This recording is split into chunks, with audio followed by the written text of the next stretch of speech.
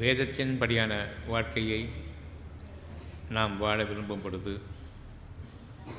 இறைவனுடைய உதவி நமக்கு நேரடியாக கிடைக்கிறது.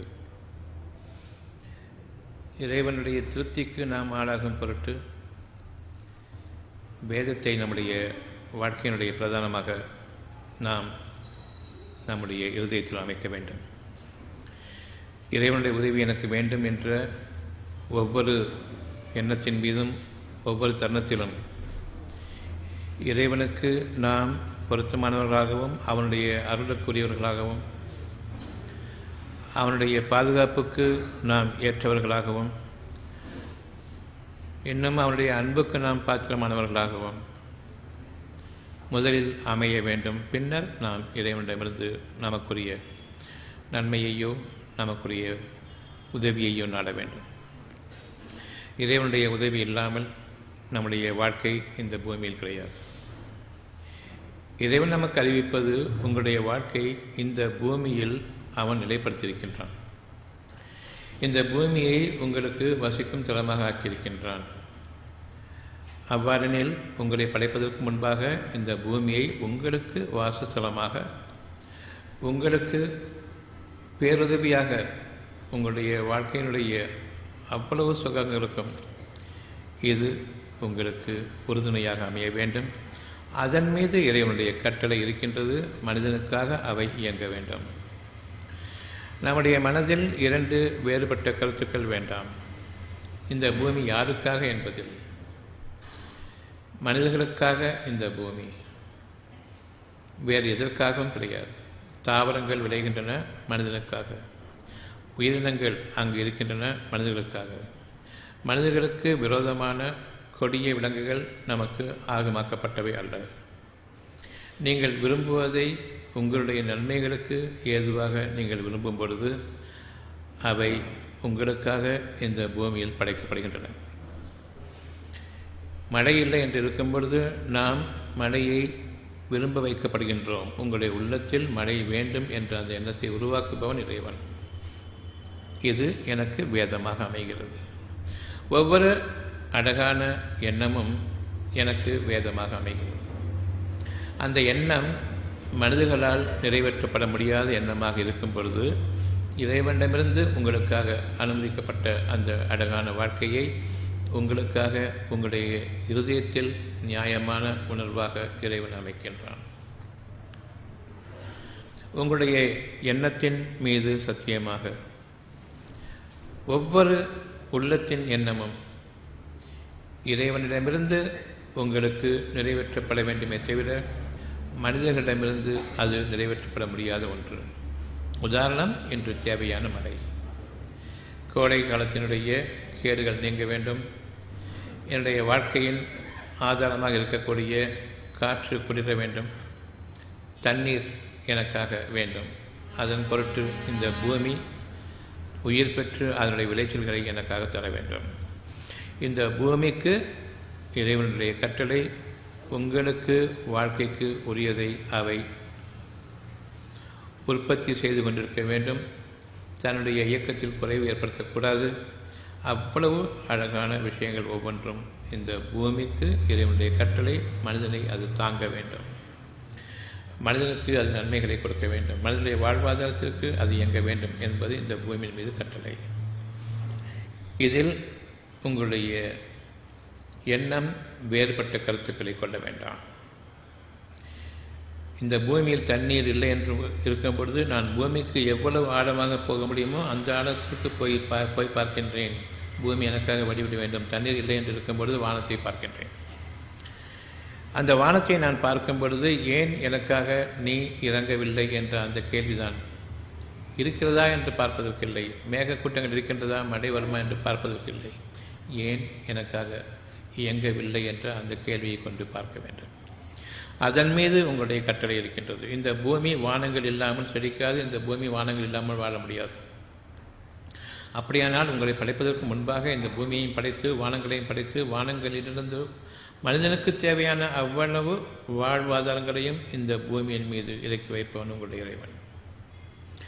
அந்த மாபெரும் ஆற்றல் மிக்க இறைவன் கூறுகின்றான், என்னுடைய புறத்திலிருந்து உங்களுக்கு ஒரு சுகமான செய்தி வரும்பொழுது அது உங்களுடைய ஒட்டுமொத்த வாழ்க்கைக்கு உரிய ஆதாயமாக நான் அமைக்கின்றேன்.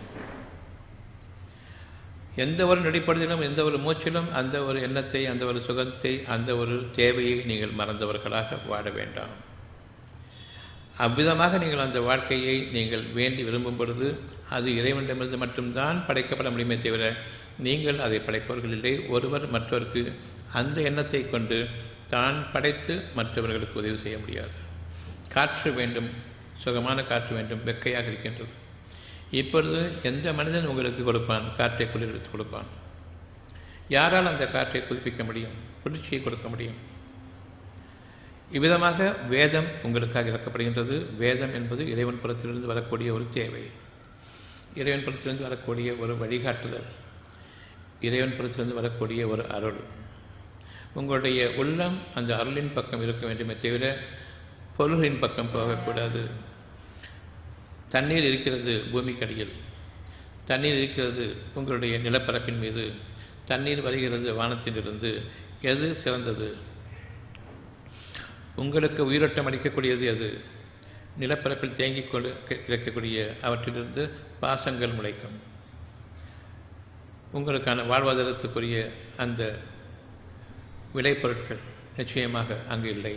மழை வானத்திலிருந்து பொழியும் பொழுது உங்களுக்காக அங்கு மீன் குஞ்சுகளும் இருக்கின்றன, தாவரங்களின் விளைச்சல்களும் இருக்கின்றன, உங்களுடைய வாழ்வாதாரங்களும் இருக்கின்றது, அவ்வளவும் இருக்கின்றது.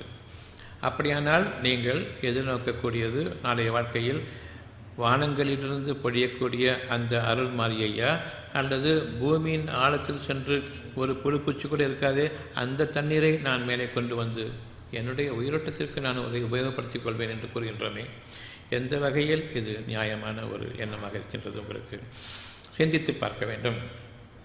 சிந்தனை என்பது இறைவன் தன்னுடைய வேதத்திலிருந்து உங்களுக்கு அறிவிக்கின்றான் சிறந்தது எது என்பதை. அந்த சிறந்தது மனிதர்கள் மூலமாக உங்களுக்கு கிடைக்க வழியில்லை. இறைவன் தன் அருளை உங்களுக்கு நிச்சயமாக கொண்டு வர காத்திருக்கின்றான். சிந்தித்து உணர்ந்து யார் தங்களுடைய தேவைகளில் நன்மையானதை மேற்கொள்கின்றார்களோ, அந்த நன்மையானதிலும் உயர்வானதை எந்த அளவுக்கு மேற்கொள்கின்றார்களோ, தண்ணீர் நன்மையானது. இந்த தண்ணீர் பூமிக்கு அடியிலும் இருக்கின்றது, மேற்பரப்பிலும் கிடைக்கின்றது. பூமிக்கு அடியில் இருக்கக்கூடிய தண்ணீரை காட்டிலும் மேற்பரப்பில் இருக்கக்கூடிய தண்ணீர் சிறந்தது. வெளிக்காற்று, குளிர்ச்சி அவ்வளவும் இருக்கின்றது. அதில் உயிரினங்கள் இருக்கின்றன, தாவரங்களும் முளைக்கின்றன. ஆனால் பூமிக்கு அடியில் இருப்பவற்றிலிருந்து தாவரங்கள் முளைக்காது, உயிரோட்டம் கிடையாது. இந்த இரண்டில் எந்த தண்ணீர் நாம் விரும்ப வேண்டும்? எந்த தண்ணீர் உங்களுக்கு வாழ்க்கைக்கு ஆதாரம்? நிச்சயமாக பூமியின் மேற்பரப்பில் இருக்கக்கூடிய குளம்பட்டைகளிலும் கிணறுகளிலும் வெளிக்காற்று எப்பொழுது படுகின்றதோ அந்த காற்று பட்ட தண்ணீர் உயிரோட்டம் உள்ளது. இந்த வாழ்க்கை வேண்டுமா? இந்த நீர் வேண்டுமா? அல்லது பூமிக்கு அடியில் இருக்கிற நீர் வேண்டுமா? நான் பூமிக்கு அடியில் இருக்கிற நீரை நான் எடுத்து வாழ்வேன் என்று என்னுடைய வாழ்க்கைக்கு நான் அந்த நீரையும் என்னுடைய அறிவையும் ஆதாரமாக கொள்கின்றேன். இப்பொழுது மனிதர்கள் உங்களுக்கு உதவுவார்கள். உபயோகமற்றதையும் ஆக கீழானதையும் ஆக தாழ்வானதையும் நீங்கள் உங்களுடைய அறிவை கொண்டும் மனிதர்களுக்கு உதவி செய்வதை கொண்டும் உங்களுக்கு உபயோகப்படுத்தி கொள்ள முடியுமே தவிர அழகானதையும் மேலானதையும் சத்தியமானதையும் நன்மையானதையும் நிச்சயமாக மனிதர்களிடமிருந்து பெற முடியாது என்பதை நீங்கள் அறிய வேண்டும். உயிரோட்டமுள்ள தண்ணீர் இறைவன் உங்களுக்கு அனுமதித்தால் தவிர இல்லை. மனிதர்களிடமிருந்து எதிர்பார்ப்பதும் உங்களுடைய அறிவை கொண்டு, மனிதர்கள் கற்பித்து கொடுத்த அறிவை கொண்டு, என்னுடைய சில உபகரணங்களை கொண்டு நான் எனக்காக என்னுடைய தேவைகளை நிறைவேற்றிக் கொள்வேன் என்று இருக்கும் பொழுது நீங்கள் உங்களுடைய தரைமட்டமான வாழ்க்கைக்கு, இன்னும் தரைக்கு கீழே புதைந்து போகக்கூடிய வாழ்க்கைக்கு உங்களை ஆக்கிக் கொண்டீர்கள் என்பது மட்டுமே உண்மை. உங்களுடைய மனதில் தூய்மையை நீங்கள் மேற்கொள்ளுங்கள், அழகை மேற்கொள்ளுங்கள், நன்மையானதை மேற்கொள்ளுங்கள். இவ்வளவுமே இறைவனிடமிருந்து இருக்கின்றது, உங்களிடமிருந்து இல்லை. நன்மை என்ன என்று கேட்டால் நமக்கு என்ன தெரியும்? நல்லதெல்லாம் நன்மை. அப்படி என்றால் எது நல்லது எது கெட்டது என்பதை சிந்திக்க வேண்டாமா? தண்ணீர் மாதிரி இருந்தால் போதுமா? அந்த தண்ணீர் எங்கிருந்து வருகின்றது? அதனுடைய தன்மை என்ன என்று பார்க்க மாட்டீர்களா? எப்பொழுது பூமிக்கு அடியில் நான் சென்று விட்டேனோ அப்பொழுதே எனக்கு தண்ணீர் இல்லை என்பதை நான் அறிய வேண்டும். கை கட்டின தூரத்தில் 5 அடியில் இருந்தாலும் சரி, 2 அடியில் இருந்தாலும் சரி, பூமிக்கு உள்ளே போயிட்டு அந்த தண்ணீர் எனக்கு கிடையாதுங்கிறத நம்ம அறியணும். அது பூமியை உறுதிப்படுத்துறதுக்கான தண்ணீர். உங்களுக்கு உயிரோட்டக்கூடிய தண்ணீர் வானங்களிலிருந்து பொழிய வேண்டும் என்பதை அறிய வேண்டும். வேதத்தை நாம் சிந்தித்து பார்க்க வேண்டும். வேதம் என்பது உங்களுடைய மனதில் எப்பொழுது நீங்கள் சீர்தூக்கி பார்க்கின்றீர்களோ, நல்லது கெட்டது இந்த இரண்டையும் நீங்கள் பார்க்கின்றீர்களோ, நன்மை என்பது உயிரோட்டம் உள்ளது, தீமை என்பது உயிரோட்டம் இல்லாதது. இரண்டு வகையான தண்ணீரில் எது உண்மையானது எது நன்மையானது என்று இருக்கும்போது மேலோட்டமாக பரவிக்கக்கூடிய காற்றோடு கலந்திருக்கக்கூடிய தண்ணீர் அழகானது, எனக்கு உயிரோட்டம் அளிக்கக்கூடியது. ஏனென்றால் அது உயிரினங்கள் இருக்கின்றன. பூமிக்கடியில் இருக்கக்கூடிய தண்ணீர் உயிரோட்டம் கிடையாது. அதை கொண்டு போய் நான் என்னுடைய விளைச்சல்களுக்காக பாய்ச்சி அதனை நீர்ப்பாசனம் என்றும், பின்னர் அதிலிருந்து எனக்கு விளையக்கூடிய ஒரு பயிர் உயிரோட்டம் இல்லாத பயிர் என்பதை நீங்கள் அறிய வேண்டுமா இல்லையா? அதில் உங்களுக்கு எந்த நன்மையும் இல்லை என்பதையும் நீங்கள் அறிய வேண்டும். உங்களுடைய குடல், உங்களுடைய வயிறு அவ்வளவும் உயிரோட்டம் உள்ளது. அதனை ஜீரணிப்பதற்காக ஒரு கவலம் உணவு உட்கொண்டால் அதில் உள்ள உயிரோட்டம் கிரகிக்கப்பட்டு மீதமுள்ளவை வெளியேற்றப்படுகின்றது கழிவுகளாக. ஒரு டம்ளர் தண்ணி குடித்தாலும் சரி, உயிரோட்டம் கிரகிக்கப்பட்டு அவ்வளவும் வெளியேற்றப்படுகின்றது சிறுநீராக. காற்றும் அவ்விதமாகவே எவ்வளவு உள்ளே செல்கின்றதோ உயிரோட்டம் கிரகிக்கப்பட்டு மிச்ச காற்று வெளியேற்றப்படுகின்றது. அப்படியே பொருள் அடிப்படையில் இருக்கக்கூடிய ஒவ்வொன்றும் நமக்கு உதவியாக இருக்காது. மாறாக உயிரோட்டம் உள்ளது அவ்வளவும் நமக்கு உதவிகரமாக இருக்கும். நன்மையானது என்னவென்றால், என் உயிருக்கு உத்தரவாதம் அளிக்கக்கூடியதும் என் உயிருக்கு உயிரோட்டக்கூடியதும் நன்மையானதாகவும், எது என் உயிருக்கு ஊட்டமளிக்காததும் உயிரோட்டம் இல்லாததாகவும் இருக்கின்றதோ அது எனக்கு கேடானதாகவும் நான் கருத வேண்டும். வேதத்தை நீங்கள் உபயோகிக்க வேண்டும். இந்த வேதமானது வேதத்தினுடைய ரிசீவர், அது கிரகிக்கக்கூடிய மாபெரும் ஆற்றல் இந்த நெஞ்சத்தோடு கலந்திருக்கின்றது. இப்பொழுது மேலோட்டமாக இருக்கக்கூடிய தண்ணீரும் வானத்தில் இருக்கக்கூடிய தண்ணீரையும் நீங்கள் பாருங்கள். எது உங்களுக்கு இதைவிட அழகானது? ஒன்றுக்கொன்று மேலானதும் ஒன்றுக்கொன்று தகுதிகளில் குறைந்ததாகவும் உங்களுடைய நன்மைகளுக்கு ஏற்புடையதாகவும் இருப்பது எது, இல்லாதது என்பதை நீங்கள் பார்க்க வேண்டாமா? எதற்காக அந்த மனதை இறைவன் கொடுத்திருக்கின்றான்? வெறும் கண்களை பார்த்தும் ஊர் மக்கள் சொல்வதை காதுகளால் கேட்டும் இதுதான் உண்மை என்று, இதுதான் வாழ்க்கை என்று நீங்கள் ஏற்றுக்கொள்வதா? அவ்வாறல்ல. எங்கு நான் சூதிக்கு பார்க்க வேண்டும்? எனக்கு அழகானது எதுவோ அது என்னுடைய வாழ்க்கை, சுகமானது எதுவோ அது என்னுடைய வாழ்க்கை, உயிரோட்டம் உள்ளது எதுவோ என்னுடைய வாழ்க்கை, உயிரை பலிவாங்கக்கூடியது என்னுடைய வாழ்க்கை அல்ல. வாழ்க்கையை வெறுத்து போகக்கூடிய அளவுக்கு வாழக்கூடிய அப்படிப்பட்ட ஒரு வாழ்க்கையை வாழ்வது, அதற்காக நான் படைக்கப்படவில்லை. இதுதானே சத்தியம். அவ்வாறு இருக்கும் பொழுது நாம் வாழக்கூடிய வாழ்க்கையில் ஒவ்வொன்றுமே தவறாக இருக்கின்றது, வேதத்துக்கு விரோதமாக இருக்கின்றது. இப்பொழுது மேலோட்டமாக இருக்கக்கூடிய தண்ணீருக்கும் வானத்திலிருந்து பிடிக்கக்கூடிய தண்ணீருக்கும் எந்த தண்ணீர் சிறந்தது?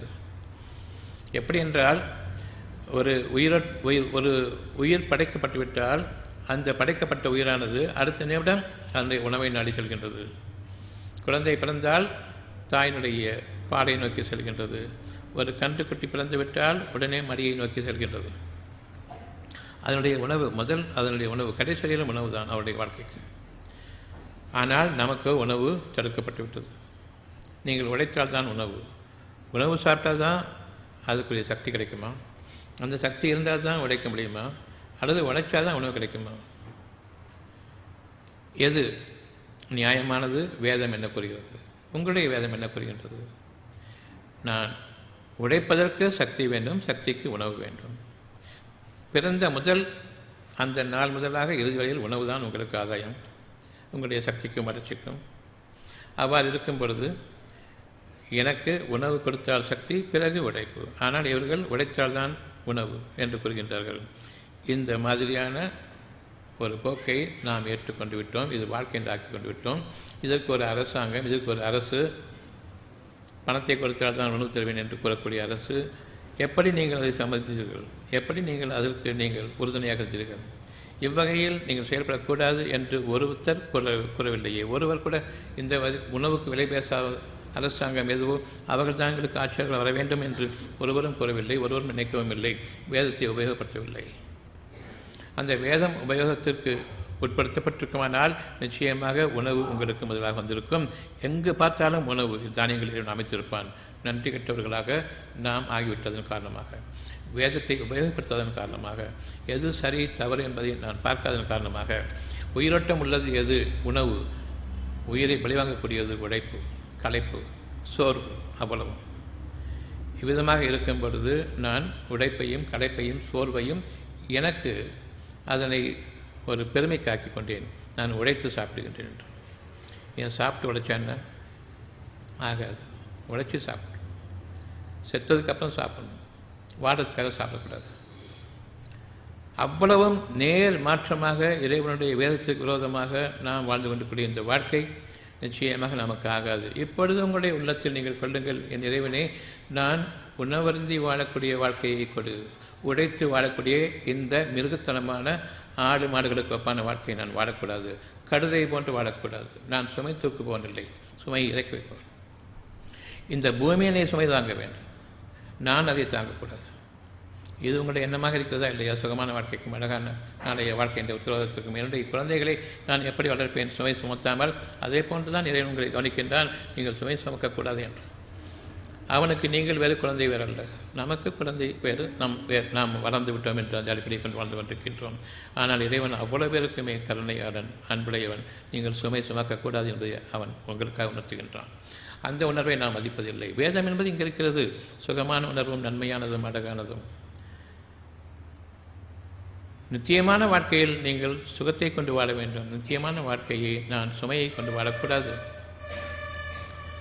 இப்பொழுது நீங்கள் உங்களுடைய தண்ணீரை விரும்புங்கள்.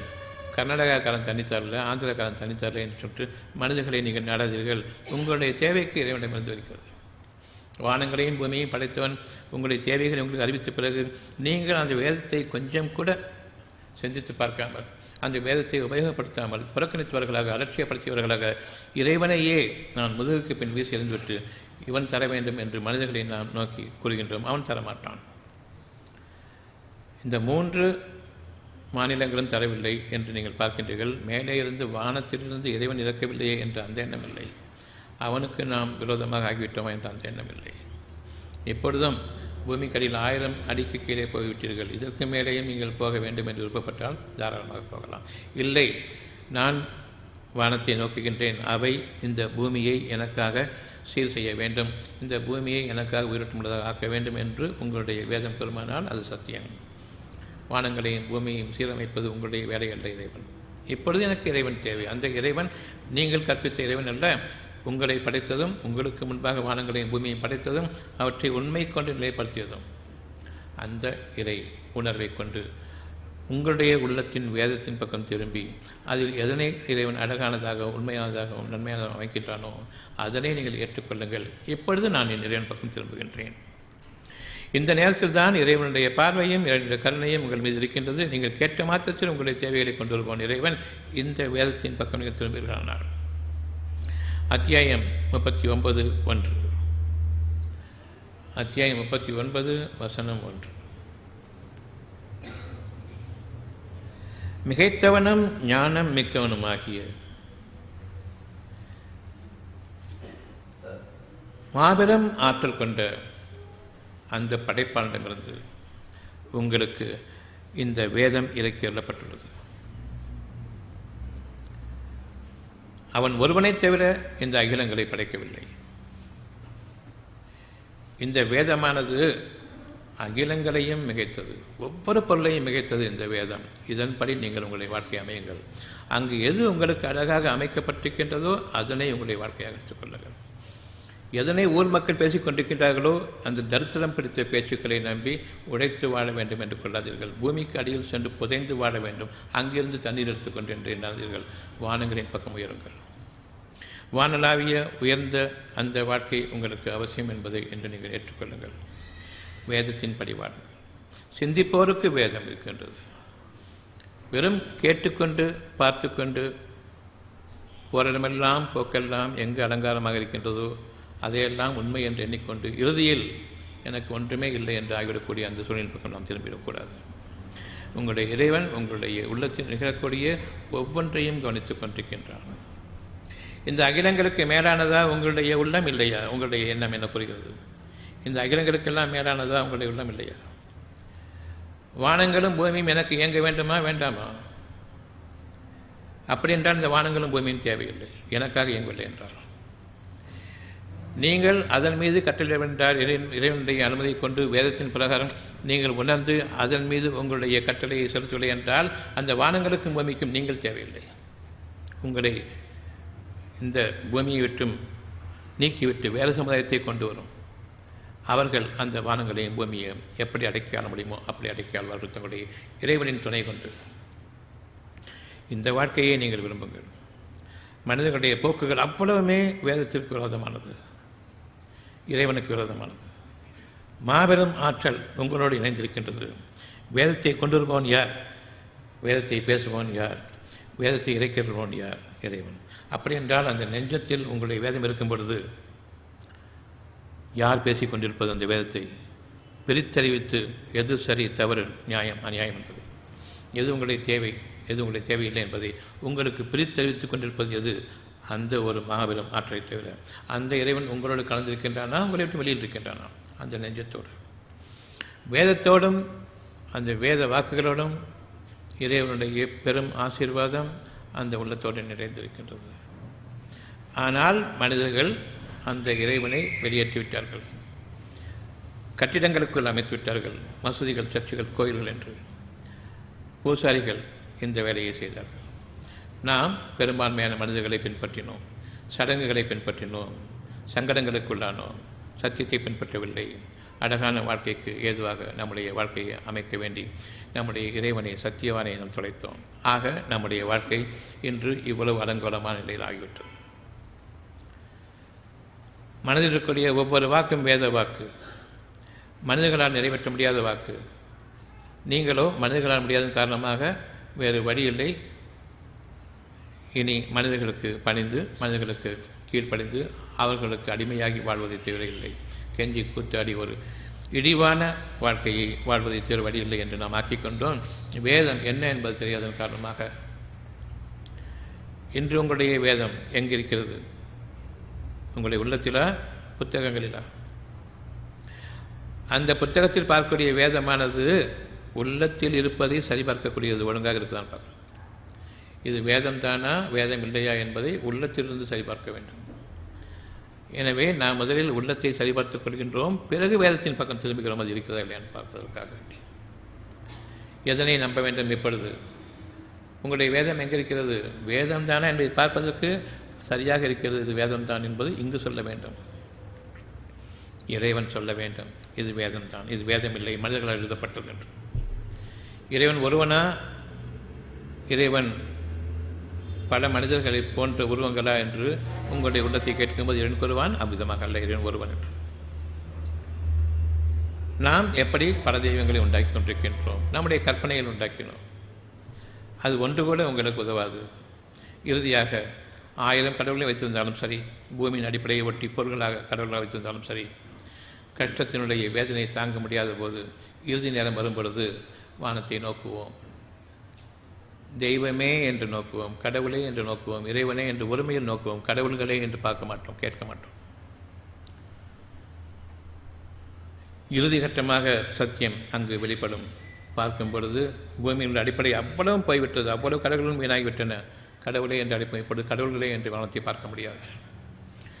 சத்தியத்தை உணர்ந்து கொள்ளுங்கள், மேலே எதுவுமே இல்லை. இப்பொழுது என்ன கூறுகின்றான்? நீங்கள் விரும்பும் திசையின் பக்கம் நான் நிச்சயமாக திருப்புகின்றேன். உங்களுடைய வேதம் அங்கே இருக்கின்றது, உங்களுடைய இறை உணர்வு அங்கே இருக்கின்றது, உங்களுடைய தேவை அங்கே இருக்கின்றது. அங்கு நீங்கள் உங்களுடைய தேவைகளின் மீது உறுதியாக நம்பிக்கை கொள்ளுங்கள். உங்களுடைய இறைவனோடு கலந்து விடுங்கள். வேதத்தின் மூலமாக அவன் ஒருவனை தவிர உங்களுக்கு அதனை கொண்டு வருபவன் இல்லை. ஆகவே மனிதர்களை புறக்கணியுங்கள், புறந்தள்ளுங்கள். மனிதர்களுடைய எந்த உதவியையும் சரி, அந்த உதவிகள் உங்களுக்கு வரும்பொழுது அது உயிரோட்டம் இல்லாதது. மனிதர்களிடமிருந்து உங்களுக்கு எந்த உதவி வந்தாலும் சரி, அது ஒரு ஜடம், உயிரோட்டம் இல்லாதது, செத்ததுக்கு இணையானது.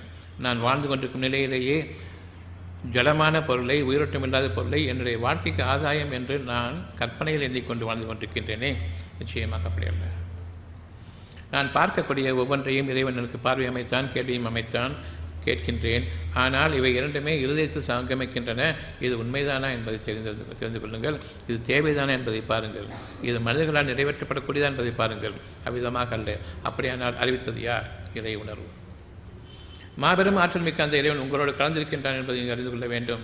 ஒவ்வொரு மூச்சிலும், ஒவ்வொரு பேச்சிலும், ஒவ்வொரு பார்வையிலும், ஒவ்வொரு கேள்வியிலும் அவன் உங்களுக்கு அறிவிக்க காத்திருக்கின்றான்.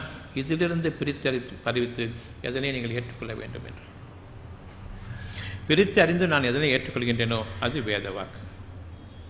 நிச்சயமாக இறைவன் உங்களுடைய உள்ளத்தை கவனித்துக் கொண்டிருக்கின்றான். யார் இதனை பொய் என்று நிராகரிக்க முடியும்? இந்த வேதம் உங்களுக்காக, இந்த வேதம் என்பது உங்களுடைய ஆன்மாவாக இருக்கக்கூடிய உங்களுடைய நெஞ்சம். அங்கு உங்களுடைய இறைவன் உங்களுக்காக ஒவ்வொரு விஷயத்தையும் அறிவித்துக் கொண்டிருக்கின்றானே, அந்த விஷயத்தை பற்றி உங்களுடைய இறைவன் உங்களுக்கு அறிவித்துக் கொண்டிருக்கின்றான். நிச்சயமாக உங்களுடைய நெஞ்சமானது உங்களுடைய இறைவனிடமிருந்து, அவனிடமிருந்து உள்ள வாக்குகளை நீங்கள் பெற வேண்டி, அதனை கிரகிக்க வேண்டி, அதனை விரும்ப வேண்டி அந்த நெஞ்சத்தை அமைத்திருக்கின்றான். அதில் இருக்கக்கூடிய அழகான விஷயத்தை நான் நம்பிக்கை கொள்ளும் பொழுது எனக்கு மிகப்பெரிய ஒரு ஆற்றல், அந்த ஒரு நெஞ்சார்ந்த சுவாசம், பரந்த ஒரு சுவாசம் கிடைக்கின்றது, நெஞ்சு விரிந்த சுவாசம் கிடைக்கின்றது. அது உயிர் மூச்சு. ஒவ்வொரு மூச்சும் அவ்விதமாக இருக்க வேண்டும். ஆனால் நாம் உலகத்தின் அடிப்படையை கொண்டு மனிதர்களுடைய உதவியை நாடியே நாம் ஒவ்வொரு விஷயத்தையும் பார்க்கும்போது நெஞ்சம் குறுகி கொண்டு வருகின்றது, இறுகி கொண்டு வருகின்றது. இறுதியாக நாம் வாழ்வதற்கு வழியில்லை என்ற அளவுக்கு ஆகும் பொழுது கவலையும் இன்னும் அழுகையும் வருகின்றது. அந்த அழுகை உங்களுக்காக இறைவன் கொடுக்கக்கூடிய பனிஷ்மெண்ட். எதற்காக? மனிதர்களை நீங்கள் உதவி நாடினீர்கள். மனிதர்கள் அவர்களே சுமையேற்றப்பட்டவர்கள். ஒருவர் ஒரு உதவி செய்தால் பொருளடிப்படையில் அதற்கு பிரதிபகாரமாக அவர்களிடமிருந்து தன்னுடைய தேவைகளில் எவற்றை நான் அதிகமாக்கிக் கொள்ள முடியும் என்ற அந்த அடிப்படையை கொண்டுதான்.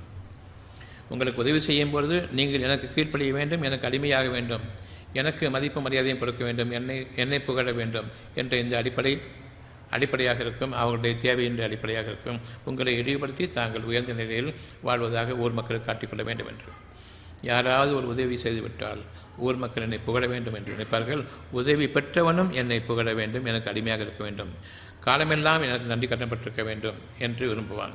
இப்படிப்பட்ட மனிதர்களோடு நீங்கள் உங்களுடைய தேவைகளை ஈடுபடுத்தி கொண்டிருக்கக்கூடிய நிலை நமக்கு இனிமே வரக்கூடாது. இன்று முதலாக என்னுடைய வாழ்க்கையில் என்னுடைய இறைவன் ஒருவனை தவிர நான் திரும்புவதற்கு வழி இல்லாதவனாக என்னை நான் அமைத்துக் கொள்ள வேண்டிய சூழ்நிலை இருக்கின்றேன். உங்களிடம் எந்த ஒரு கூலியும் இதற்காக கேட்கவில்லை. நீங்கள் நம்பிக்கை கொள்ளுங்கள், சத்தியத்தின் மீது நீங்கள் நம்பிக்கை கொள்ளுங்கள். அந்த சத்தியமானது வானங்களும் பூமியும் உங்களுக்காக படைக்கப்பட்டிருக்கின்றன. எந்த ஒன்றுமே வீணுக்காக படைக்கப்படவில்லை, மனிதனுக்காக. மனிதன் அதனை வீணாக்கும் பொழுது அவை மனிதனுக்கு விரோதமாக அமைய வேண்டும். இது வானங்களுக்கும் பூமிக்கும் இறைவன் அமைத்துள்ள கட்டளை. எப்பொழுது நான் வானத்தை பார்க்கவில்லையோ வானம் மறந்து கொண்டிருக்கின்றது. எப்பொழுது பூமிக்குள் பார்த்து கொண்டிருக்கின்றனோ இந்த நீர் உங்களுக்கு அனுமதிக்கப்பட்டது இல்லை, எனவே கீழே சென்று கொண்டே இருக்கின்றது. 1000-2000 அடிகளுக்கும் சென்றுவிடும். நீங்கள் புதையும் அளவுக்கு எவ்வளவு கீழே சென்று நீங்கள் உங்களை நீரே இருக்கின்றீர்களோ அந்த அளவுக்கு உயிரோட்டம் இல்லாதவர்கள் நீங்கள் ஆகிவிடுகின்றீர்கள்.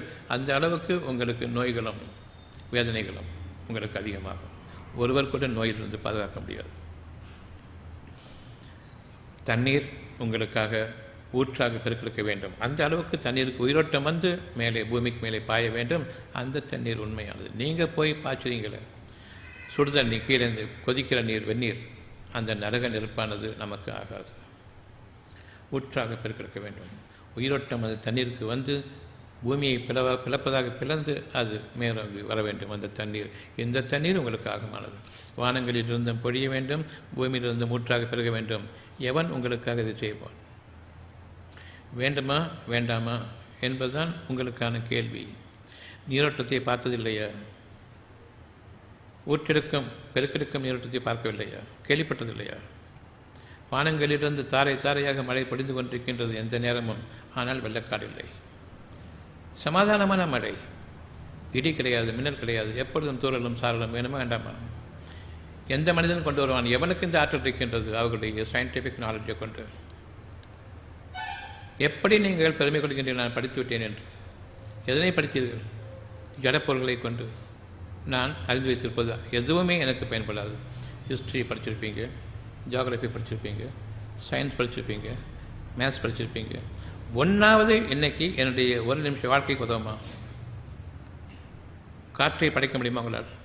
தண்ணீரை படைக்க முடியுமா? ஒரு உணவை படைக்க முடியுமா? உயிரை படைக்க முடியுமா? உயிர் என்னன்னு தெரியுமா உங்களுடைய சயின்ஸை கொண்டு? சயின்ஸை கொண்டு உணவை நான் பார்த்தா தான் உணவு இருக்குது. அதுக்கு எனக்கு சக்தியை பார்க்க முடியுமா? கேலரிஸ் நீ கூட சாப்பிடணும். இயற்கையில் கூட இருக்குது. ஆனால் அதில் தேவையான ஊட்டச்சத்துக்கள் இல்லை. எங்களுக்கு அதுக்கு மேலே தெரியும் ஊட்டச்சத்து கொடுக்கறதுக்கு. சப்ளிமெண்ட்ரி உணவு நான் தரேன்னு சொல்லக்கூடிய இந்த மனிதர்கள் ஜட பொருளை சேர்க்குறாங்களா, உயிரோட்டமுள்ள பொருள் சேர்க்குறாங்களா? விட்டமின் ஏ, பி, சி இவ்வளோ தானே.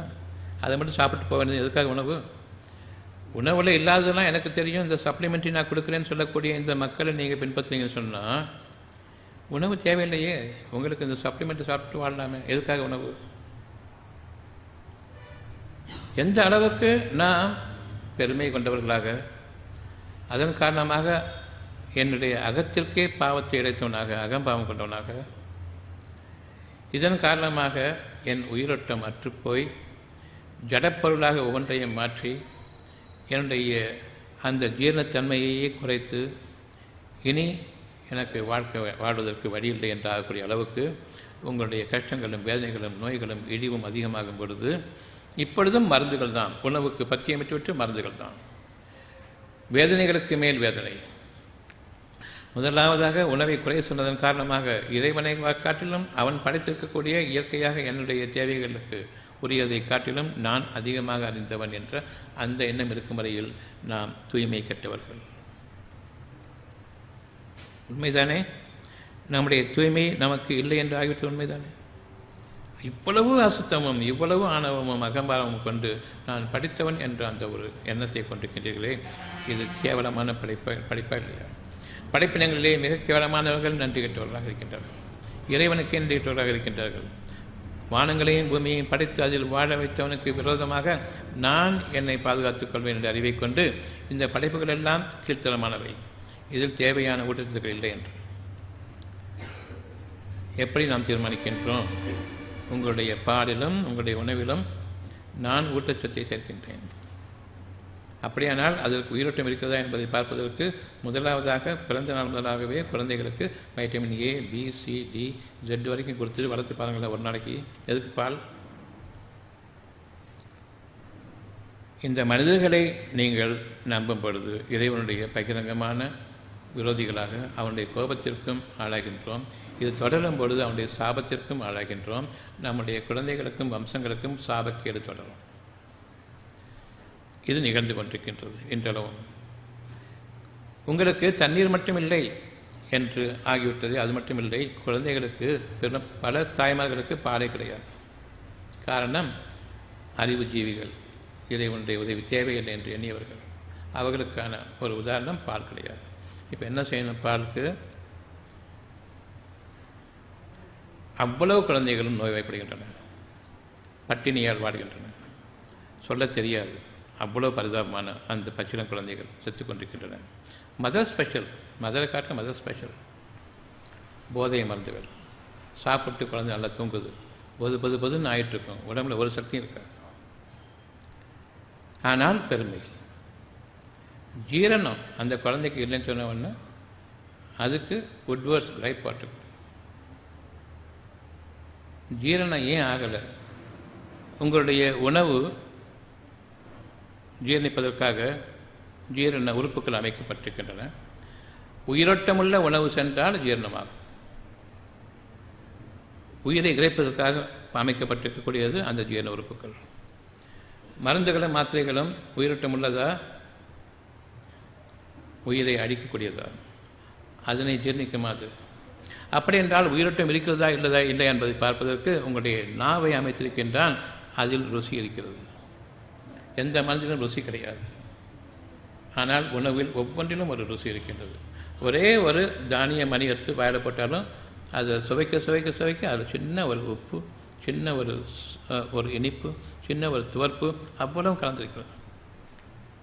அந்த தானியத்தை மெல்லும் பொழுது படிப்படியாக கொஞ்சம் கொஞ்சமாக அதிலிருந்து நமக்கு அந்த ருசியானது தெரிய ஆரம்பிக்கின்றது.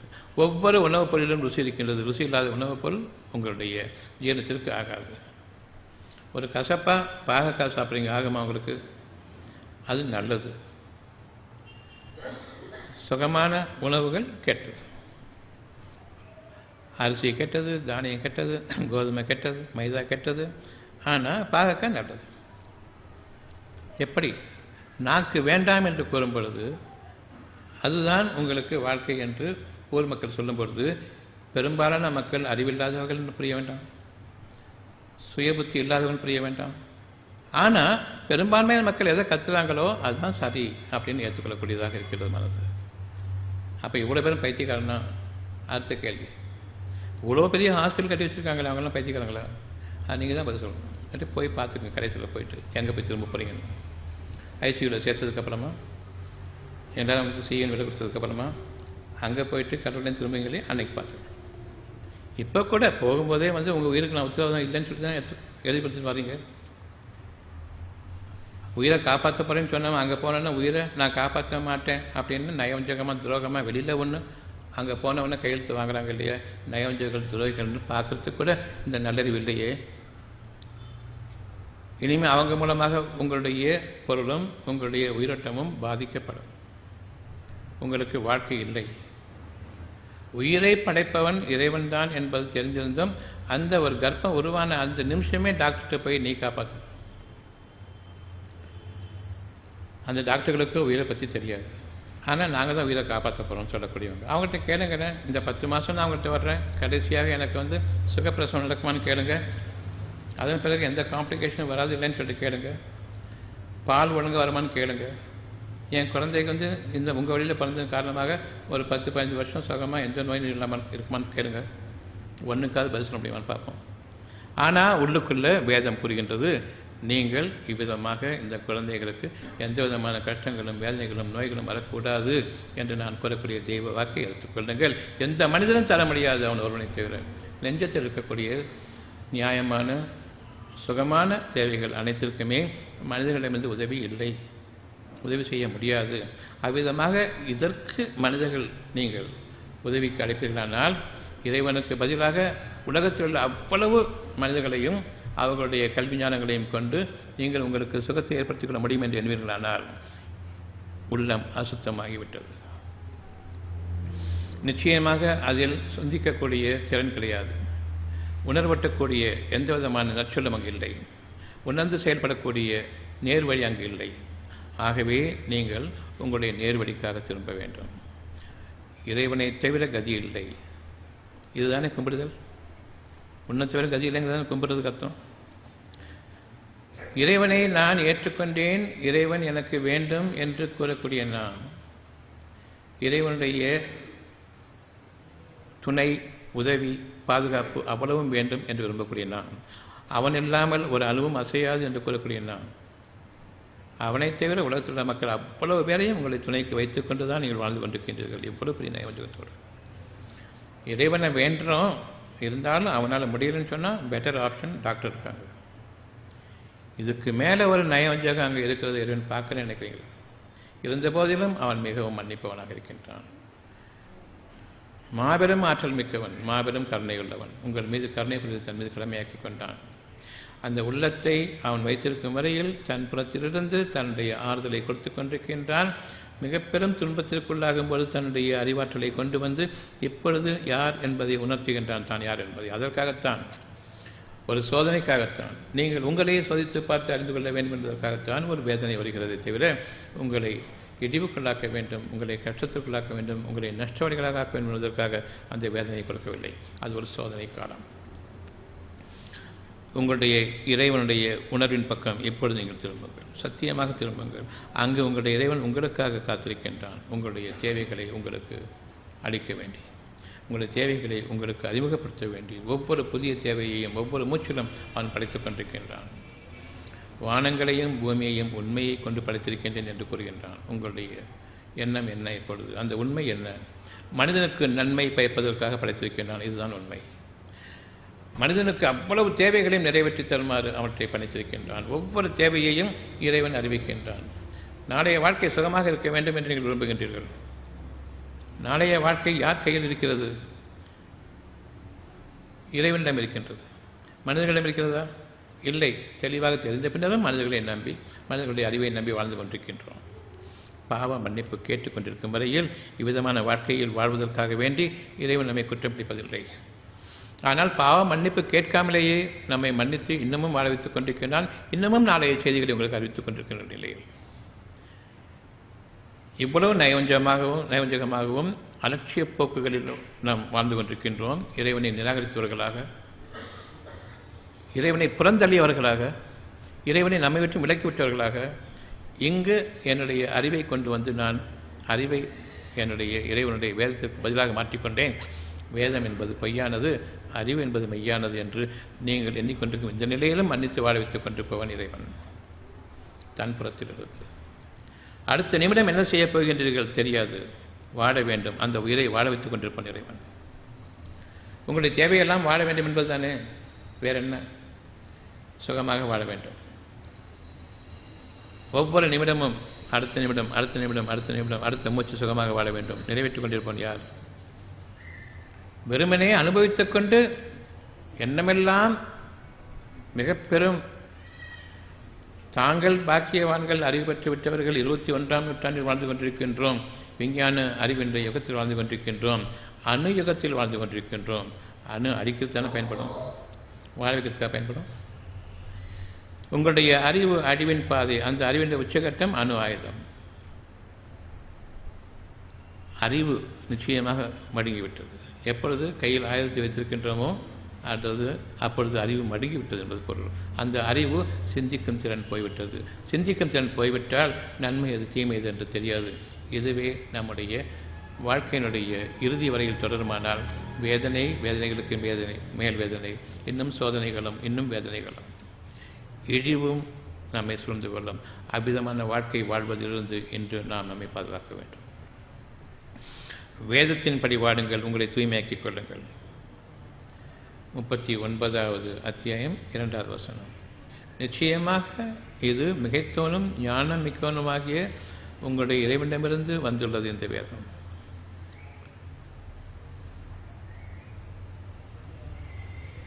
ஆகவே நேர்வழிக்காக எந்த விதமான தடை உங்களுடைய வாழ்க்கையில் ஏற்படக்கூடாது.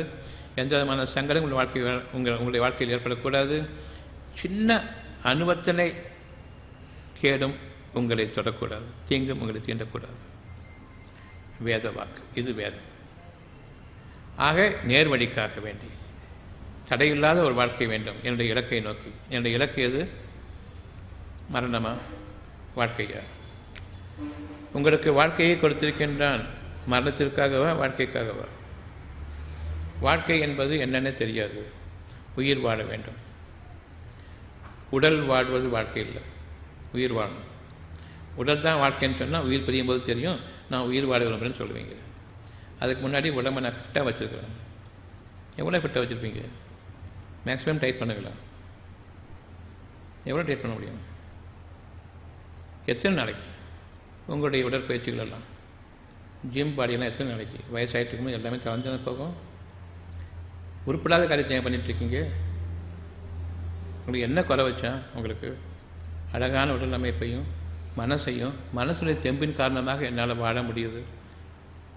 செத்து கிடக்கிறவங்க கூட மனசு தெம்பிச்சா தூக்கி நிறுத்திடுமே. அது உங்களுடைய ஃபிசிக்கல் எக்ஸசைஸாக அதை தூக்கி நிறுத்தும். உங்களுடைய ஃபிசியோதெரப்பியை தூக்கி நிறுத்தும். அது மனசுடைய சுகம் தூக்கி நிறுத்துமா? எது வேணும்? உயிருக்கும் உடலுக்கும் என்ன சம்பந்தம் இருக்குது? நான் உடலை நல்லா பாதுகாத்து வச்சுட்டுருக்கேன். கடைசியில் மரணம் வரும்போது என்ன கேட்பீங்க? உடல் வாழ வேணும்னு கேட்பீங்களா, உயிர் வாழணும்னு கேட்பீங்களா? வேத வாக்கு. வேதத்தின் படி வாழுங்கள். சிந்தனையில் வேதம் வெளிப்பட்டுவிடும். அறிவில் உங்களுடைய வேதம் மூடப்பட்டுவிடும். எப்பொழுது வேதம் மூடப்பட்டு விடுகின்றதோ உங்களுடைய இருதயத்தின் மீது முத்திரையிடப்பட்டு விட்டது. இனி எந்த நல்ல சொல்லையும் விலகிக் கொள்ள மாட்டீர்கள். இறைவனுடைய சொல்லையும் விளங்க மாட்டேன் என்ற அளவுக்கு ஆகும் பொழுது இறைவன் தன் பேச்சை நிறுத்தி கொண்டான், தன்னுடைய வழிகாட்டத்தை நிறுத்தி கொண்டான், தன்னுடைய கருணையை நீக்கி கொண்டான். இனி உங்களுடைய வாழ்க்கை இந்த உலகத்திலேயே நரக வாழ்க்கையாக தொடர ஆரம்பிக்கிறது. இதனை மறுப்பவர்களானா? வேதனைக்கு மேல் வேதனை என்று இருக்கும் பொழுது நாம் கேள்விப்பட்டிருக்கின்றோம். இது ஒவ்வொரு ஹாஸ்பிட்டலில் யாரெல்லாம் சேர்ந்து ஐசியூக்குள்ளே போகிறாங்களோ அவங்களுக்கு தெரியும் இந்த வேதனை என்னன்னு. இருந்த போதிலும், கண்கூடாக பார்த்த போதிலும் அங்கு மக்கள் செல்லக்கூடிய கூட்டம் குறையவில்லை. அவர்களுக்கு வேதம் நிறுத்தப்பட்டு விட்டது. அவர்களுடைய அறிவை கொண்டு அவர்கள் துன்பங்களில் வாழ வேண்டும். இறுதி வரையில் அவர்களுடைய வாழ்க்கைக்கு உணவுக்காக சேமிப்பதை காட்டிலும் மருந்துக்காக தன்னுடைய பாலிசியை வைத்துக்கொண்டு வாழக்கூடிய வாழ்க்கை தான் அவர்களுக்கு. உயிர் வாழ வேண்டும் என்பது உண்மையா? உடல் வாழ வேண்டும் என்பது உண்மையா? உயிர் இருந்தால் உடல் வாழும். உயிரை கொண்டு உடல் வளர்ந்ததா? உடலை கொண்டு உயிர் அங்கு ஈர்க்கப்பட்டதா? எது சரி?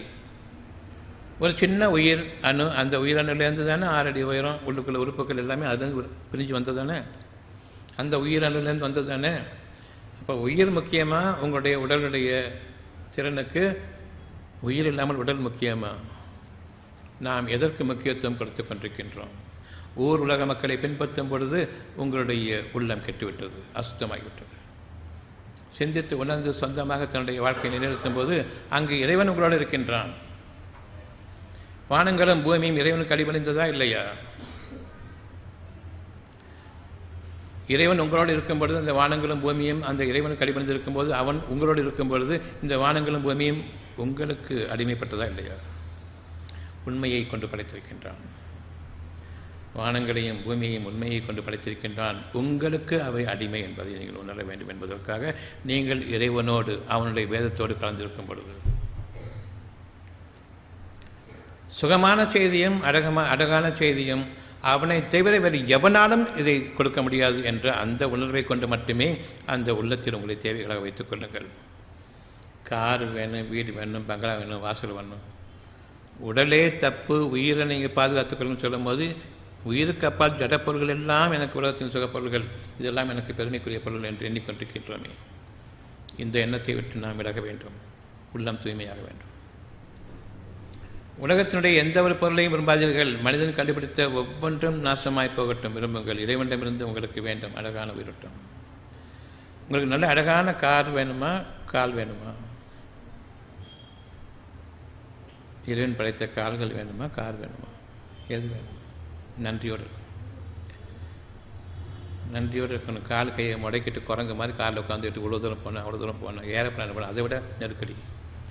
இதில் ஒரு பெருமை வேறு. கிறுக்கு கூட்டங்களோடு சேர்ந்த பைத்தியங்களாக நாம் ஆவதற்கு முன்பாக இறைவன் பக்கம் திரும்ப வேண்டும். அவனிடமிருந்து நமக்கு கோபம் வந்துவிடக்கூடாது. பணிவோடும் இறைவனுடைய ஆற்றலோடும் இயங்க வேண்டும். உடல் வாழ்க்கை இல்லை, உயிர் வாழ்க்கை முக்கியம். அந்த உயிரை பாதுகாக்கக்கூடியது உங்களுடைய மனம். மனதில் இருக்கக்கூடிய சுகமான எண்ணங்கள், அது மீது நம்பிக்கை அந்த உயிரை பாதுகாக்கிறது. இப்பொழுது மனம் சார்ந்த வாழ்க்கையா, உயிர் சார்ந்த வாழ்க்கையா? உடல் போய்விட்டது, அது ஒரு ஜடம், அதை பற்றி கவலை இல்லை. உயிர் இருந்தால் உடல் வாழும். இப்பொழுது உங்களுக்கு உயிரோட்டம் உள்ள வாழ்க்கை வேண்டுமா, உடல் சார்ந்த வாழ்க்கை வேண்டுமா? உயிரோட்டம் உள்ள வாழ்க்கை. அந்த உயிரோட்டம் உள்ள வாழ்க்கை மனம் சார்ந்ததா? அந்த மனதின் காரணமாக உயிர் வாழ்ந்து கொண்டிருக்கின்றதா? மனம் செத்து விட்டால், மனம் விட்டு போய்விட்டால் உயிரும் போயிடுமா? அவன் படைக்க மாட்டாங்கிறதுக்கு அறிவு மனசை விட்டாமல் சொல்லுவோம். உயிர் வாழ மாட்டாங்கிறதுக்கு ஒரே அறிகுறி அவன் மனசை விட்டாமல் ஒன்றும் செய்ய முடியாது. அந்த மனசு போனதுக்கு வந்து உயிருக்கு மேலே தூக்கில் தொங்குறதும், எலி மருந்து சாப்பிட்றதும். என்ன ஒரு மனநிலையை கொண்டு அவர்கள் இவ்வளவு அசுத்தப்பட்டு விட்டார்கள் என்பதை பார்த்துக் கொள்ளுங்கள். வேதம் போய்விட்டது, அசுத்தங்கள் நிறைந்து விட்டன. எனக்கு இனி கேடுதான் வாழ்க்கை, நான் இறந்துதான் போவேன். உயிரை படைத்தவனுக்கு அந்த உயிர் எந்த காலத்திற்கு பிரிய வேண்டும், எந்த நேரத்தில் பிரிய வேண்டும் என்பதை அவன் தீர்மானித்து விட்ட ஒன்று. உங்களால் அதை நீக்க முடியாது. உடல் அடியும், உயிர் பிரியும், உயிர் அடியாது. உண்மைதானே? உடல் அடியும், உங்களுக்கு உயிர் வாழ்க்கை தான், உயிர் அடியாது, பிரியும். ஆக எனக்கு இன்னொரு வாழ்க்கை பாக்கிக்கிறது. என்ன மாதிரியான வாழ்க்கை? இந்த உடலோடு கூடிய வாழ்க்கை தான். ஆனால் இது போன்றது வெளிப்படையாக இல்லை, பார்க்க முடியாது, சொல்ல முடியாது. இதை போன்றது அடுத்த வாழ்க்கைக்காக அங்கு அடிவில்லாத வாழ்க்கை. நன்மைக்கு நன்மை கூலியாக கிடைக்கப் பெறுவீர்கள், தீமைக்கு தீமை கூலியாக கிடைக்கப் பெறுவீர்கள். உடல் வாழ்க்கை முக்கியமல்ல, மன வாழ்க்கை முக்கியம். அந்த மனதிற்கு நெருப்பு. மனவேதனை, உடல் வேதனை, இந்த இரண்டில் எது மோசமானது? மனவேதனை, உடல் வேதனை. சிந்தித்து பார்க்கும்போது வேதம் தெளிவாக்கும், மனவேதனை மோசமானது. நான் வாழவே விரும்பவில்லை. ஏன்? எல்லா சொத்து சுகம் இருக்குது, ஏன் வாழ விரும்பலை? மனம் சரியில்லை. எனக்கு மனதில் எனக்கு பெரும் வேதனைகள் இருக்கிறது, பெரும் நெருப்பு தீண்டி விட்டது. இந்த நெருப்பிலிருந்து பாதுகாத்துக்கொள்ள இந்த நெருப்பில் நான் தீக்குளிப்பேன். நான் மூட்டக்கூடிய நெருப்பில் அது குளிர்ச்சியளிக்கூடியதாக இருக்கின்றது, குடிக்கிறது. அந்த தீயில் வந்து நான் கருகிறேன்னு சொல்ல தீ குளிப்பேன். இந்த நெருப்புக்கு இணையாக எந்த வேதனையும் கிடையாது. இதை தாங்க முடியல. ஆனால் நெருப்பு இல்லை, தாங்க முடியல. அந்த நெருப்பு தாங்கக்கூடியதாக இருக்குது. அங்கே போகிறேன், தீ குளிக்கிறதும் மாய்த்து கொள்வதும் அதை விட இந்த வாரம் இந்த நெருப்பு மிக உயர்வான நெருப்பு, மிக மோசமான நெருப்பு என்பதை அறியுங்கள். அந்த நெருப்பு இருதயத்தின் மீது பாயும். இறைவனுடைய வேதனை, உடல் வேதனை இருக்கும் வரையில் நீங்கள் உங்களுக்காக தேடிக்கொண்ட கஷ்டங்கள். மனவேதனை சேரும் பொழுது இறைவனுடைய வேதனை இறங்குகிறது. உண்மையான வேதனை அங்குதான் இறங்குகிறது என்பதை நாம் இன்று அறிய வேண்டும். உள்ளட்சம் கொள்ளுங்கள். மனம் உங்களுடைய உயிரை பாதுகாத்துக் கொண்டிருக்கின்றது, உயிர் உடலை பாதுகாத்துக் கொண்டிருக்கின்றது. எவ்வளவோ இடிபாடுகள் நிகழ்கின்றன. அந்த இடிபாடுகளுக்குள் சிக்கிக்கொண்ட பச்சிளம் குழந்தைகள் இருக்கின்றன. வயதானவர்களும் ஆண்களும் பெண்களுமாக இடர்பாடுகள் சிக்கிக் கொண்டு விட்டார்கள். 13 நாள் 15 நாள் 17 நாள் கழித்து உயிரோடு மீட்கின்றோம். எந்த விதமான கஷ்டம் இல்லாமல். காப்பாற்றியது எது? உடலா? உடலுக்குள் இருக்கக்கூடிய உயிரா? அந்த உயிருக்கு மேலாகக்கூடிய மனமா? அவர்களுடைய மனதில் எந்த குறையும் இல்லாமல் அவர்கள் இடிபாடுகளுக்கிடையே கிடைக்கின்றார்கள். உயிர் வாழ்ந்து கொண்டிருக்கின்றது. உடலுக்கு எந்த சேதாரமும் இல்லை. பிறகு எடுத்த பிறகு உயிரோடு அந்த குழந்தை வந்த பிறகு எடுத்துகிட்டு ஹாஸ்பிட்டலுக்கு போகிறோம். உயிரோடு இருக்கும்போது இந்த 17 நாட்களும் அந்த குழந்தை எப்படி உள்ளே இருந்தது என்பதை கவனிக்கவில்லை. யார் காப்பாற்றியது என்று கவனிக்கவில்லை. மனம் உயிரை காப்பாற்றியது. உயிர் காப்பாற்றப்பட்ட காரணமாக உடலுக்கு எந்த சேதாரமும் இல்லை. தெளிவான அத்தாட்சிகள். 1 2 ஆயிரக்கணக்கில் உலகம் முழுமையிலும். அதே நேரம் உங்களை வாழ வைக்கக்கூடிய அந்த ஆற்றல், மனவேதனைகளோடு வாழ வைக்கக்கூடிய ஆற்றலும் அந்த ஈடுபாடுகளுக்குள் 13 நாள் 15 நாட்கள் உயிர் வாழ்ந்து பிறகு இறந்தவர்களும் இருப்பார்கள். வேதனைகளில் சிக்கிவார்கள். இறைவனுக்கு முடியும். விதிக்கப்பட்ட நேரம் மறுமறையில் உங்களுக்கு மரணம் இல்லை. நீங்கள் மன்னித்துவிட்டதாக எண்ணிக்கொண்டிருக்கின்றீர்கள். அவ்விதமாக அல்ல. நீங்கள் வாழ வேண்டியவர்கள். வாழ்க்கை என்பது உயிர் வாழ்க்கை. உயிருக்கு மேலாக மன வாழ்க்கை. இந்த இரண்டுமே பிரிந்துவிடும். உடல் அழியும். அந்த மன வாழ்க்கையில் வாழ்விக்கப்படுவீர்கள் என்றென்றும் காலங்காலமாக. அந்த ஒரு வேதனையை உங்களால் நீக்கிவிட முடியாது. இப்பொழுதே நீங்கள் மன வாழ்க்கை தான் முக்கியமாக இருக்கின்றது. அங்குதான் என்னுடைய வேதனைகள் இருக்கின்றன. உடலில் வேதனைகள் இல்லை என்பதை அறியுங்கள். ஒரு உறுப்பில் ஒரு நோய் வந்துருச்சுன்னு சொன்னால், ஒரு கட்டி வந்துருச்சுன்னு சொன்னால், அடுத்த நிமிஷம் பயம் எங்கே இருக்குது? மனசுலையா? அந்த கட்டியில் இருக்குதா? உண்மையான வேதனை இங்கே இருக்குதா? கட்டியில் இருக்குதா? இங்கே இருக்கக்கூடிய பலகீனம் அங்கே வேதனை அதிகரிக்குதா? அல்லது இங்கே ஒரு சுகமான ஒரு நம்பிக்கை இருந்தால் அது வேதனை குறையுமா? மனம் வேதத்தோடு கலந்திருக்க வேண்டும். வேதம் சத்தியத்தோடு இணைந்திருக்க வேண்டும். அந்த சத்தியம் யார் மூலமாக உங்களுக்கு இறங்கியிருக்கின்றது? அகிலங்களை படைத்த இறைவன் மூலமாக இறங்கியிருக்கின்றது. இந்த ஒரு சத்தியம் அகிலங்களுக்கு மேலானதா? அகிலங்களுக்கு கீழானதா? அகிலங்களுடைய மாபெரும் ஆற்றல். இவற்றுக்கெல்லாம் மேலானதா கீழானதா? அந்த சத்தியம், உங்களுடைய உள்ளத்தில் இருக்கக்கூடிய சத்தியம். அந்த சத்தியத்தை இறைவன் உங்களுக்காக சொல்லிக் கொண்டிருக்கின்றான். வேதத்தை ஓதிக்கொண்டிருக்கின்றான். இந்த வேதம் நீங்கள் இரண்டும் உங்களுடைய இறைவன் கலந்திருக்கும் பொழுது அகிலங்கள் உங்களுக்கு கீழானதா இல்லையா? இந்த வேதத்தின் பக்கம் திரும்ப போகின்றீர்களா இல்லையா? 38வது அத்தியாயம் 87வது வசனம். இறக்கி அருளப்பட்டுள்ள இந்த வேதம் அகிலங்களுக்கெல்லாம் மேலானது. இந்த அகிலங்களில் எந்த ஒன்றையும் உங்களுடைய மனதுக்கு தேவையானதாக எடுத்துக்கொள்ளாதீர்கள். உங்களுக்காக அகிலங்களை படைப்பவன், அகிலங்களை உங்கள் கால்களுக்கு அடியில் உங்களுடைய விளைச்சல்களாக கொண்டு வருபவன், மாபெரும் ஆற்றல் மிக்க அந்த இறை சக்தியோடு நீங்கள் இணைந்திருங்கள். உங்களுடைய இறைவன் ஒவ்வொரு செயலையும் ஒவ்வொரு மூச்சையும் கணித்துக் கொண்டிருக்கின்றான். இதனை யார் நம்பவில்லையோ, நேரம் வரும்பொழுது, காலத்தின் சத்தியமாக அந்த நேரம் வரும்பொழுது இந்த சத்தியத்தை உணர்வார்கள். அதுக்கு அடுத்த வசனம் 88வது வசனம் அங்கு முடிகிறது. காலத்தின் மீது சத்தியமாக யார் வேதத்தின் பக்கம் திரும்பவில்லையோ நிச்சயமாக நஷ்டவாளிகள். நீங்கள் படிக்கிறீங்களா புத்தகங்கள்லாம் கால் செருப்புக்கு உதவாது. விளக்க மாற்று படிப்பு. வேதத்தை படியுங்கள். உங்களுடைய உள்ளத்தில் இருக்கக்கூடிய வேதத்தை படியுங்கள். அகிலங்களை உங்களுடைய கால்களுக்கு கீழே கொண்டு வாருங்கள். அவன்தான் வானங்களில் உள்ளவற்றையும் பூமியில் உள்ளவற்றையும் இங்கு அடைக்காள்கின்றான். உங்களுடைய தேவைக்கு அவை இயங்க வேண்டும். அடிமைகள், சூரியனும் சந்திரனும் நட்சத்திரங்களும் கோலங்களும் அவ்வளவுமே உங்களுடைய வாழ்க்கைக்காக அமைக்கப்பட்டிருக்கக்கூடிய ஒவ்வொரு அம்சமும் உங்களுடைய தேவைக்காக அதன் பங்கை கொடுத்து கொண்டிருக்கின்றன. அந்த வேதத்தை உறுதிப்படுத்துவதற்காக. சர்வசாதாரணமாக எண்ணிவிட வேண்டாம் வேதம் என்பது. நானும் வேதம் வைத்திருக்கின்றேன். குர்ஆன் இங்கே இருக்கிறது, கீதா இங்கே இருக்கிறது, பைபிள் நான் வைத்திருக்கின்றேன். எதற்கும் வேதம் இருக்கிறது. இங்கே இருக்கா? இல்லை. வேதத்தை இறைவன் உங்களுக்கு தெளிவாக்கி கொண்டிருக்கின்றானா? உங்களுடைய வாழ்க்கையினுடைய ஒவ்வொரு தேவையும் தெளிவாக்கி கொண்டிருக்கின்றானா? அவ்வளவு நெருக்கமாக கொண்டிருக்கின்றீர்களா? இறைவனும் வேதமும் உங்களுக்கு தெளிவும் இருக்கும்போது வானங்களும் பூமியையும் படைத்த அவனுக்கு உங்களுடைய உள்ளத்தில் இருக்கக்கூடிய இந்த வேத வாக்கும் தெளிவும் அடிபணியுமா அடிபணியாதா? மழையை பற்றி நீங்கள் என்ன நினைக்கிறீங்க? இப்போ மழை வருமா வராதா இந்த வேதத்தோடு கலந்திருக்கும் பொழுது? அல்லது இப்பவும் கர்நாடகாக்காரன் தரல, இவன் தரல, அவன் தரலன்னு சொல்லிட்டு இந்த நாய்களை பார்க்க போகிறீங்களா? வானத்திலிருந்து பொழியக்கூடிய அந்த நிறைய நிறுத்திவிட்டானே என்ற அந்த பயம் இல்லை. இவன் காலம் நக்கிக்கிட்டு 3 ஸ்டேட் காலையும் நக்கிக்கிட்டு இதை ஒரு பாலிடிக்ஸ் ஆகிக்கிட்டு இதில் நான் வாழ்ந்துட்டு இருக்கக்கூடிய இந்த மக கெட்ட மனிதர்களையே, அசுத்தமான மனிதர்களை நீங்கள் பின்பற்றப் போகின்றீர்கள். அல்லது உங்களுடைய போர் வச்சு கீழே போகிறீங்களா? எவ்வளோத்து போவீங்க கீழே? இனிமேல் நீங்கள் போகக்கூடிய அந்த தண்ணி ஒவ்வொன்றுமே உங்களுடைய உடலுக்கும் மனதுக்கும் உயிருக்கும் கேடானது. இது அறியலையா? இந்த தண்ணியை பாய்ச்சினதுனால தானே அந்த பயிர்களெல்லாம் கெட்டு போயிட்டு பூச்சி பத்துது. அதில் மனுஷனுக்கு உதவாது அந்த உணவுங்கிறது அறிவிக்கிறதுக்காக வேண்டி. விஷப்பூச்சிகளுக்கும் ஜந்துக்களுக்கும் தான் அது பயன்படும். உங்களுக்கு கிடையாதுங்கிறது அறிவிக்கிறது தானே அந்த பூச்சி பத்துறது. அதன் மீது விஷத்தை தெளிச்சுட்டு பூச்சி நீக்கிறேன்னு சொல்லிட்டு விஷத்தையே அப்படியே சாப்பிடும். சயின்டிஃபிக்காக நாங்கள் எப்படிருக்கோம் பாருங்கள். அதுக்கு ஏன் அதை போய் சாப்பிடணும்? நேரம் வாயில் அடிச்சிக்க வேண்டியது தானே. எதுக்கு அதை போய் எடுத்துட்டு அப்புறம் அதை போய் சமைச்சு சாப்பிடணும்? கிறுக்கர்களை பின்பற்றாதீர்கள். படித்தவன் சயின்டிஃபிக் என்ற பைத்தியங்களை பின்பற்றாதீர்கள். ஆக கெட்ட மனிதர்கள், கெட்ட முன்னுதாரணங்கள். இந்த பூமிக்கும் பாரம், வானத்திற்கும் நிச்சயமாக பாரம். இவர்கள் மரணிக்கும் பொழுது வானங்களும் ஆடாது, பூமியும் ஆடாது.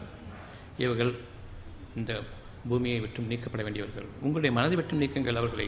இறை உணர்வோடு வாழ்ந்து வாருங்கள். நிச்சயமாக இறைவன் உங்களுடைய வார்த்தைகளை, நீங்கள் பேசக்கூடிய வார்த்தைகள் ஒவ்வொன்றும் தூய்மையானவையாக இருக்கின்றதா? இறைவன் ஒருவன் தான் எனக்கு என்ற அந்த எண்ணம் இருக்கின்றதா? மனிதர்களும் எனக்கு உதவுவார்கள் என்ற எண்ணம் இருக்கின்றதா? பெரும் நோய்களெல்லாம் இன்று உங்களுக்கு நீங்க வேண்டிய இந்த இறுதி நேரம். காலத்தின் மீது சத்தியமாக நிச்சயமாக மனிதன் நஷ்டத்திலும் வேதனையிலும் கஷ்டத்திலும் இருக்கின்றான்.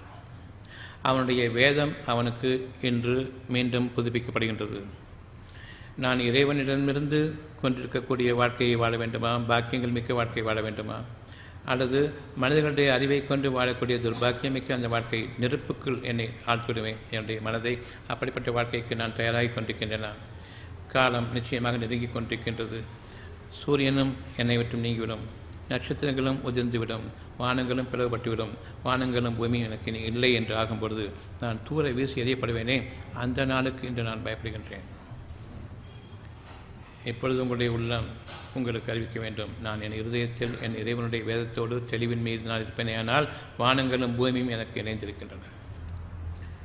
பேரருள் பாக்கியம் உண்மையையும் சத்தியத்தையும் கொண்டு அவனுடைய உதவியையும் அவனுடைய பாதுகாப்பையும் நெருக்கமாக எனக்கு வைத்திருக்கின்றது. என்னுடைய வாழ்க்கைக்கும், என்னுடைய சந்ததிகளின் வாழ்க்கைக்கும், என்னுடைய வம்சங்களின் வாழ்க்கைக்கும் எந்த விதமான கேடும் நிகழாது. நிச்சயமாக இறைவன் தன் மீது பொறுப்பேற்படுத்துவதை நேசிக்கின்றான். தன்னை தங்களோடு இணைத்துக் கொண்டிருப்பவரை நேசிக்கின்றான். அந்த இணைப்பு என்பது வேதத்தோடு இணைந்திருப்பதாகும். இது வேதமா இல்லையா என்பதை பார்ப்பதற்காக வேண்டித்தான் அதை படிக்கச் சொன்னேன் பாருங்கள் என்று. 38, 87 அகிலங்களுக்கெல்லாம் மேலானது இந்த வேதம். அகிலங்களை அடக்கி ஆளக்கூடிய இந்த வேதம். இது வானமும் பூமியும் பெருசுன்னு நினச்சிட்டு இருக்கீங்களா? இல்லை. இந்த மனசுக்கு அவ்வளவும் அடங்குறது. இறைவனுடைய அனுமதியை கொண்டு அந்த இறை உணர்வு, இறைவன் தான் உங்களுக்கு நெருக்கமாக, உங்களுடைய உயிருக்கும் நெருக்கமாக அந்த மனதிற்கு உருவிட்டம் கொடுக்கக்கூடிய தெளிவை கொடுத்து கொண்டிருக்கின்றான். நம்புங்கள் என்று. இது இறை நம்பிக்கை. இன்னையிலேருந்து பேப்பர் படிக்கிறதையும் நியூஸ் கேட்குறதையும் இந்த தரித்திரம் பிடிச்ச இந்த மாதிரி பேச்சுக்களை விட்டுருங்க.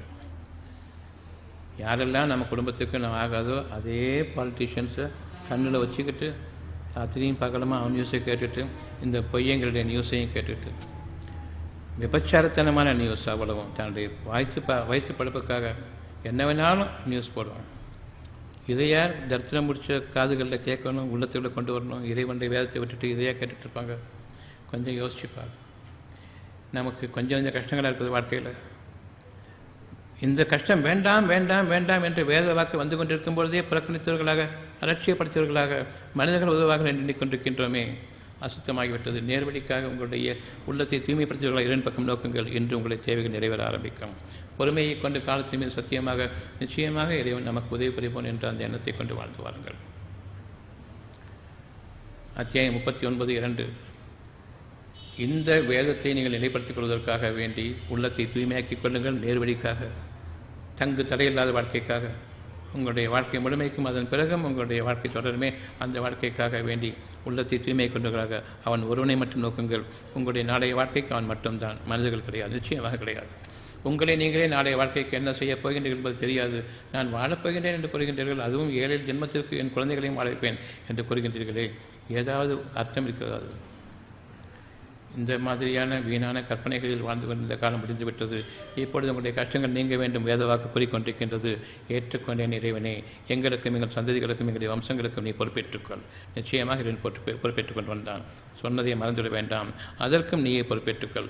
எவற்றை நான் கேட்டுக்கொண்டேனோ நீ உன் பொறுப்பில் ஏற்றுக்கொள். நாங்கள் மறந்துவிட்ட போதிலும் நாங்கள் எதனை உணர்ந்து ஏற்றுக்கொண்டோமோ அதன் அடிப்படையில் அந்த சத்தியத்தில் நீ வாழவை. நிச்சயமாக பொறுப்பேற்பதில் நீயே சிறந்தவனாக இருக்கின்றாய். உன் மீது பொறுப்பேற்பதை நீ நேசிக்கின்றாய். இன்னும் எங்களை நீ வாழ வைப்பதில், சுகமாக வாழ வைப்பதில், உங்களுடைய பாக்கியங்களோடு வாழ வைப்பதில் நீ நிச்சயமாக வாக்கு மீறாதவன். உனக்கு நிகராக எங்களுக்கு உதவியும் இல்லை, பாதுகாப்பும் இல்லை. இதுவே பேரருள் பாக்கியம். ஏற்றுக்கொண்ட இறைவனே என்று நாம் விடைபெறுவோம்.